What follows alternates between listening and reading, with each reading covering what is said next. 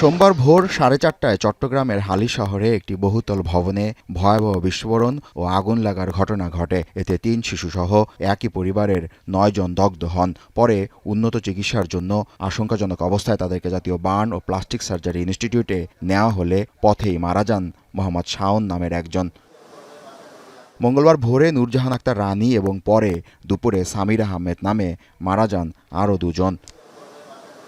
বর্তমানে 4 বছরের শিশু আয়েশা আক্তার, 6 বছরের ফারহান আহমেদ আনাস সহ 6 জন চিকিৎসাধীন রয়েছে হাসপাতালটিতে।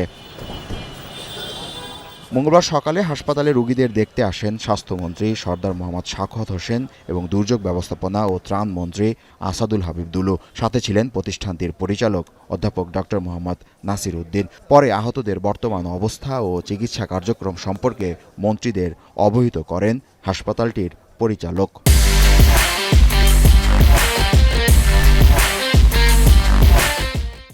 একজন বাচ্চা যিনি আছেন তিনি অল্প বার্ন হয়েছেন, একজন বয়স্ক মানুষ অল্প বার্ন এবং স্বামী স্ত্রী যিনি ওনারা দুজনেরই 50%-এর উপরে বার্ন এবং তারা ইনহেলেশন ইনজুরি আছে এবং ওনাদের অবস্থা আশঙ্কাজনক।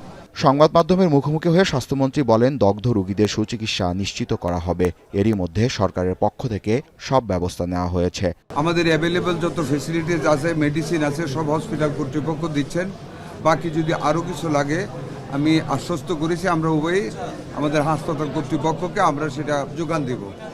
এ সময় দুর্যোগ ব্যবস্থাপনা ও ত্রাণ মন্ত্রী আসাদুল হাবিব দুলু বলেন, ভবিষ্যতে এ ধরনের দুর্ঘটনা কমানোর ক্ষেত্রে কাজ করবে মন্ত্রণালয়। দুর্ঘটনা থেকে কম ক্ষতি হয় সেই ব্যবস্থাটা করার চেষ্টা করা হবে। এদিকে মঙ্গলবার ভোরে কুমিল্লার দাউদকান্দি এলাকায় গ্যাস সিলিন্ডার বিস্ফোরণে নারী ও শিশুসহ একই পরিবারের 4 জন দগ্ধ হন। পরে ভোর 6টার দিকে দগ্ধ অবস্থায় তাদের জাতীয় বার্ন ও প্লাস্টিক সার্জারি ইনস্টিটিউটে আনা হয়। দগ্ধদের মধ্যে মনোয়ারা বেগমের 2%, জিল হকের 54%, উম্মে হুমায়রার 65% এবং শিশু হুররামের শরীরের 6% দগ্ধ হয়েছে। এদের মধ্যে জিল হক ও হুমায়রার দগ্ধের পরিমাণ বেশি হওয়ায় তাদের অবস্থা আশঙ্কাজনক বলে জানিয়েছে হাসপাতালটির চিকিৎসক।